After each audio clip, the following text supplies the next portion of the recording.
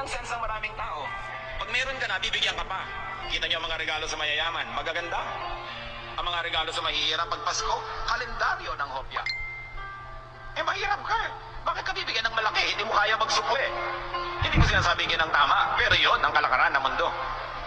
So gusto mo pala na pahalagahan ka, puntahan ka ng tao, make something of yourself. Huwag kang magmukmuk dyan, maawa sa sarili mo, magreklamo sa langit at lupa, umiyak ng umiyak. Magtrabaho ka, bumangon ka, paasensin mo ang iyong buhay, babango ka, pupuntahan ka ng mga tao. Kaya sa mayayaman, yung mayaman na, yung pa ang marami nagpapadala ng bulaklak pag namatay.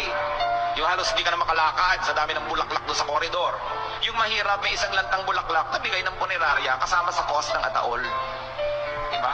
Ganun talaga, huwag kayo nagdaramdam. Gusto nyo hindi ganun ang buhay nyo, paasensohin nyo ang buhay nyo. Para hindi ganun. Talagang ganun ang kalakaran. Blessing begets more blessings. Misery begets misery. Money begets money. Poverty begets poverty. Saan nagbabago ang buhay ng tao? Hindi sa swerte, sa pag-iisip.